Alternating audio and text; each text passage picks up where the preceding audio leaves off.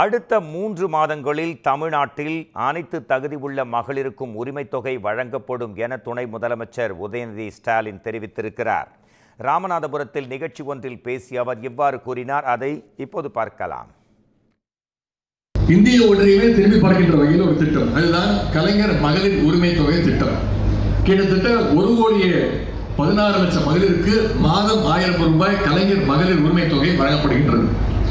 எனக்கு புரிகின்றது, இன்னும் கூடுதலான மகளிருக்கு நீங்கள் மகளிர் உரிமை தொகை தர வேண்டும் என்று நீங்கள் எல்லாம் நினைப்பது என்னுடைய காதுகளுக்கு கேட்கின்றது. சட்டப்பேரவையில் அதற்கான அறிவிப்பையும் நாங்கள் வெளியிட்டிருக்கின்றோம்.